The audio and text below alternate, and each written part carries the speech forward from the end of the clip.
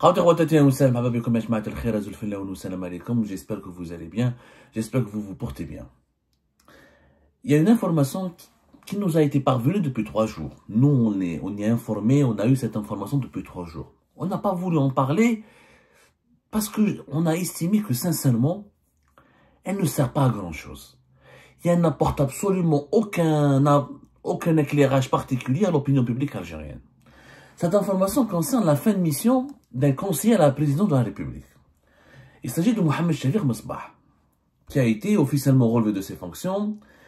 Et ce conseiller à la présidence est présenté comme étant un personnage influent, je sais pas quoi, et un personnage central du pouvoir algérien, il aurait une influence importante, etc.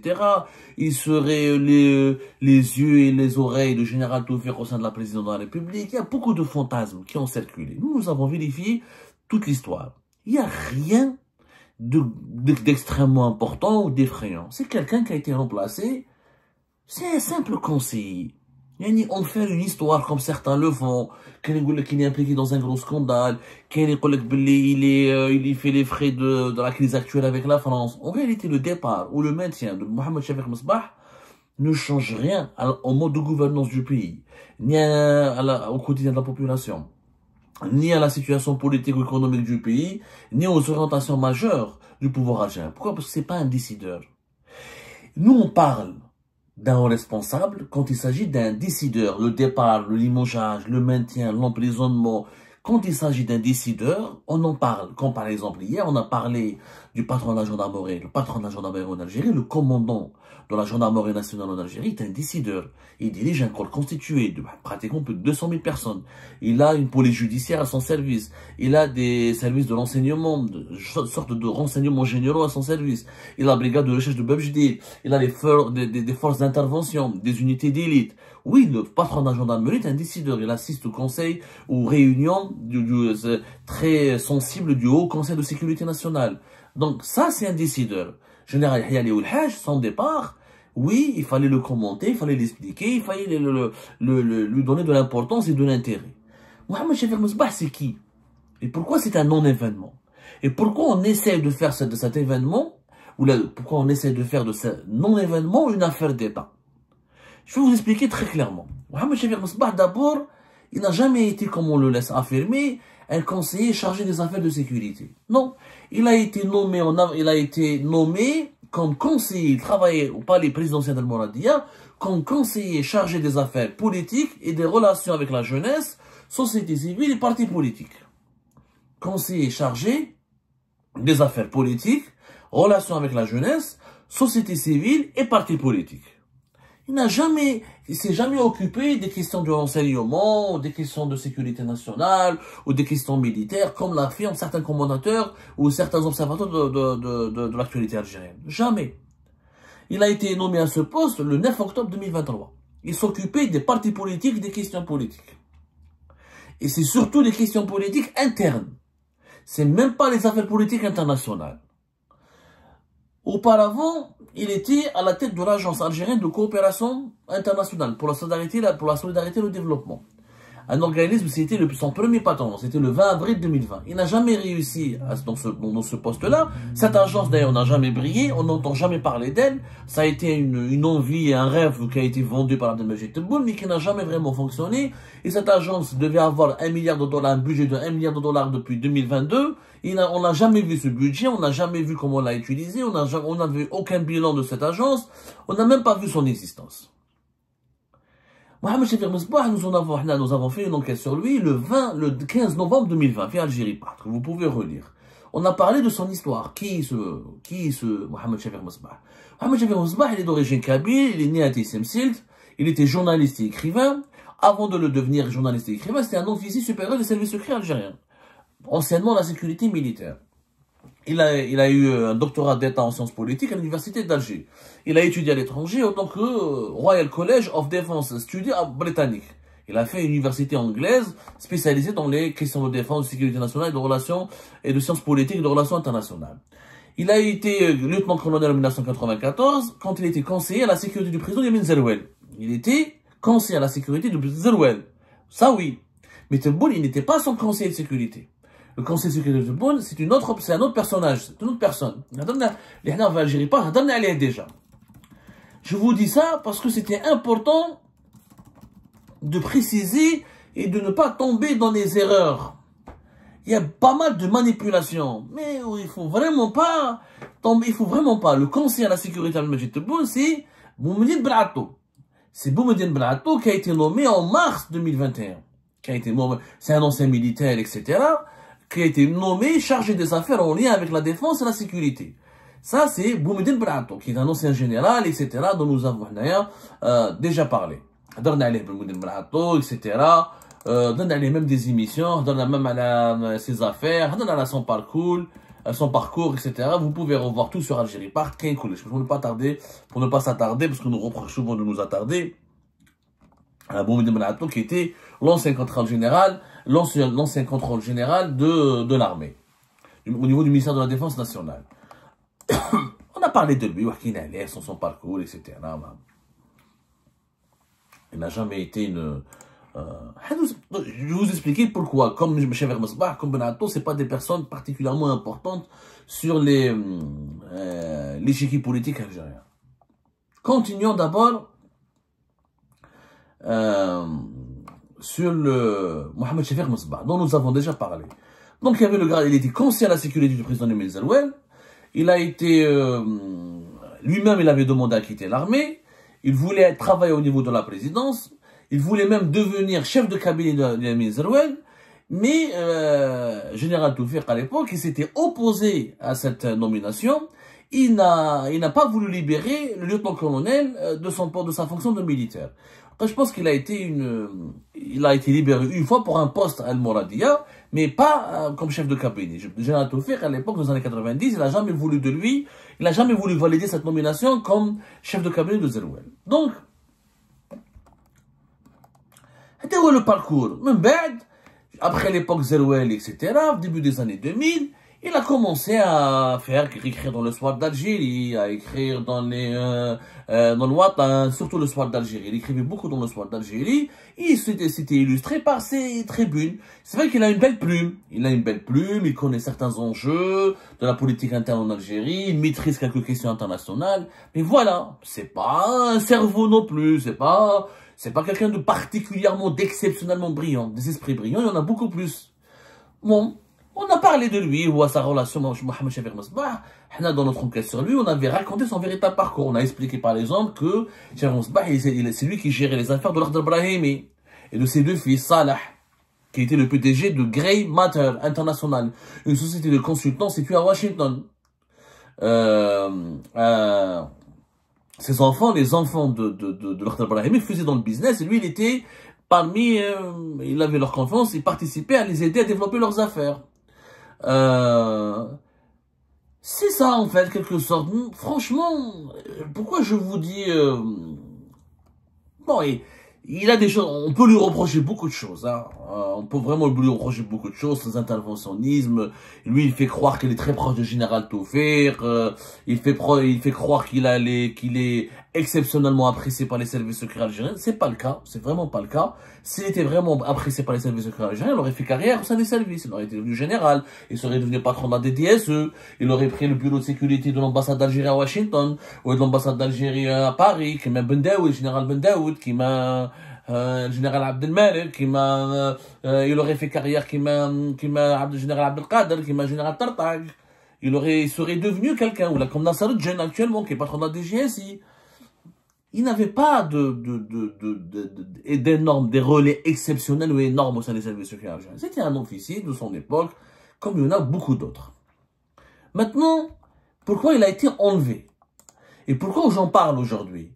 Ce n'est pas un décideur de premier cercle. En Algérie, pour avoir de l'influence, où il faut être responsable d'un corps constitué, des GSN, des GSI, des DSE, Gendarmerie nationale, des CSA, ou travailler directement comme un des membres du cabinet, ou directeur du cabinet du président de la République, du chef d'état-major de l'armée, au secrétaire particulier du président, au secrétaire particulier du chef d'état-major de l'armée, ou être un ministre puissant du gouvernement, être éventuellement un premier ministre, être très proche, un bras droit, Abdelmajid Tebboune.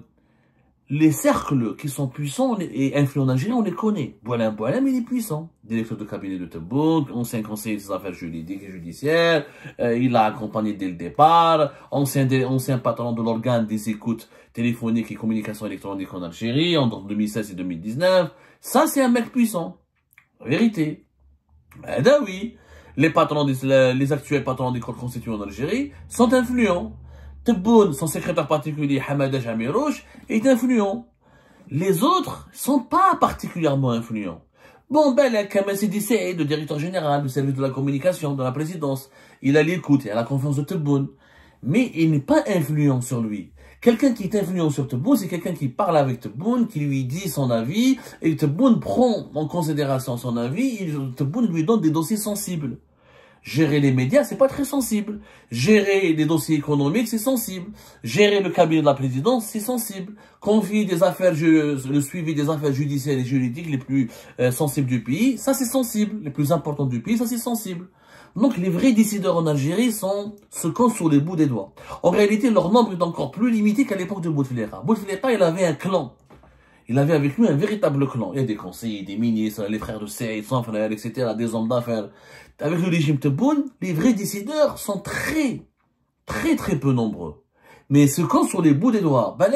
Entre Chengueleha et Tebboune, les vrais décideurs ne dépassent pas le nombre de 10. Allez, on va dire 15. 15 entre décideurs et vrais influents. Des vraies personnalités qui ont une influence importante sur le pouvoir. Les autres, c'est des petites mains. C'est pour ça que moi, je n'aime pas m'attarder sur des petites mains. Mohamed Chafik Mosbah, c'est une petite main. Il faisait des rapports, il faisait des notes de conjoncture, il faisait des synthèses qui n'étaient pas particulièrement prises en considération par Abdelmajid Tebboune. Chafik Mosbah, c'est pas le genre il n'avait pas cette possibilité d'entrer dans le bureau de Tebboune, de lui demander une audience, de le voir plusieurs fois par semaine, ou une fois par jour. Il n'avait pas son écoute, il pouvait pas se permettre de donner des conseils directs à Tebboune. Non, il n'a pas ce rang-là. C'est pour ça, en plus, c'est un homme qui est malade. C'est un homme qui est malade, qui a une maladie, apparemment une maladie assez grave, une maladie assez handicapante, etc. Bon, c'est pour ça. Moi, je pense qu'il a été enlevé davantage à cause de son état de santé. Maintenant, beaucoup de rumeurs circulent. Et collègue Mohamed Chafik Mosbah, il a été enlevé parce que Tebboune soupçonne que Mohamed Chafik Mosbah a beaucoup de relations avec les Français. Il a des relations avec certains décideurs français. Il a des relais en France. Il est proche de certains lobbies en France. Et on a voulu l'éliminer parce qu'on doute de sa loyauté. On a peur qu'il sorte des informations qui sont au niveau du palais présidentiel. Et toute personne qui a une relation poussée ou suspecte avec la France, elle fait l'objet d'une enquête et elle est éliminée du centre du pouvoir. Une hypothèse. C'est possible. D'autres disent qu'il est cité dans un dossier où il est mêlé au patron de la gendarmerie. D'autres disent qu'il est cité dans un dossier où il est mêlé à Falaise Zedine Béchir. En réalité, c'est pas important. La cause n'est même pas importante. Parce que Mohamed Chafik Mosbah, c'est pas un décideur. C'est un légume sur un couscous. Bon, en tant que conseiller, il a des privilèges, il avait droit à un passeport diplomatique, il avait droit à un bon salaire, à un cadre de travail agréable, à des avantages financiers et sociaux. C'est malheureux pour lui. Mais ce n'est ni heureux ni malheureux pour l'Algérie. Il n'avait pas de poids. Tebboune, il faut savoir que son cercle, il est extrêmement restreint. Que mes appels à Mirouche Hamadej, Boualem, ses enfants Mohamed ou Khaled, surtout Mohamed Tebboune, et son secrétaire, j'ai cité,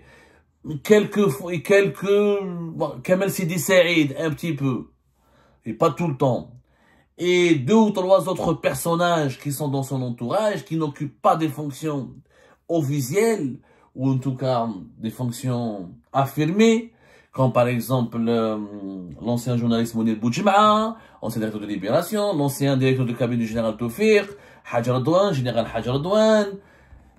Ces gens-là, oui, ils sont influents. Parce qu'ils Tebboune les voit souvent, ou les consulte, ou les écoute, ou il leur tend l'oreille. C'est Chengueleha, c'est la même chose. C'est un nombre très précis.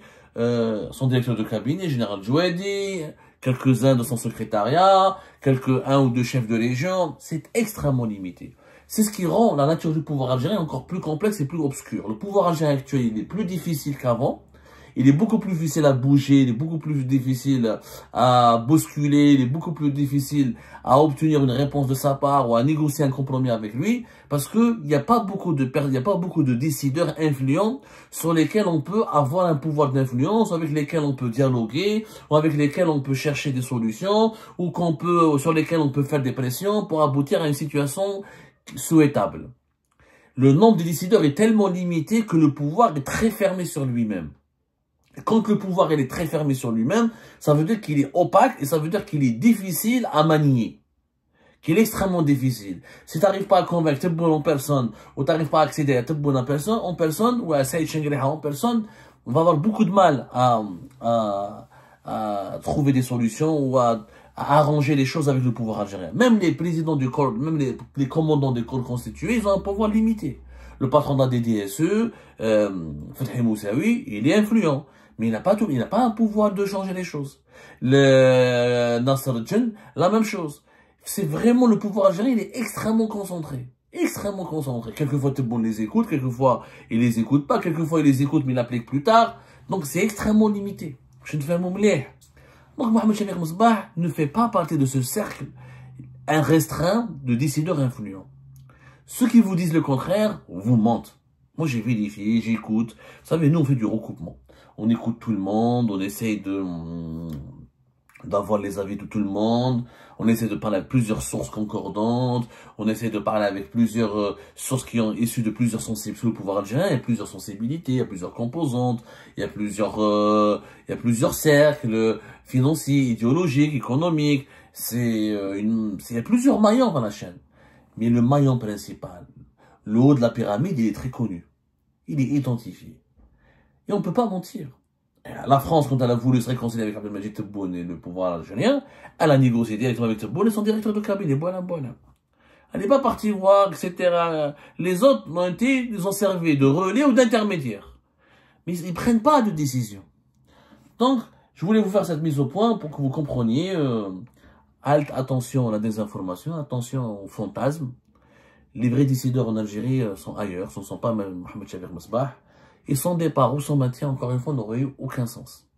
Et nous, on veut obtenir des changements concrets, on veut obtenir des concessions concrètes, on veut être écouté par les vrais décideurs. C'est pour ça qu'on parle des sujets qui touchent des décideurs. Mais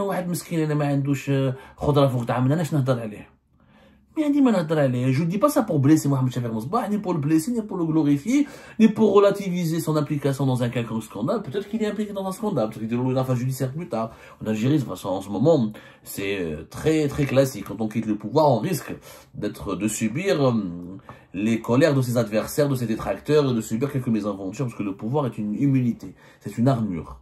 Quand on quitte le pouvoir, on perd cette armure. Ça peut arriver, mais ça n'a rien à voir. Ce qui va arriver à Mohamed Chafik Mosbah, ou ce qui risque de ne pas arriver à Mohamed Chafik Mosbah, n'aura absolument aucun impact sur l'évolution prochaine et future de l'Algérie. Parce que les vrais décideurs sont ailleurs. Les vrais décideurs, on les a nommés, et c'est avec eux qu'il faut travailler, c'est avec eux qu'il faut échanger, c'est sur eux qu'il faut exercer des pressions, et c'est eux qu'il faut essayer d'atteindre pour mener l'Algérie vers un autre mode de gouvernance, vers un meilleur mode de gouvernance.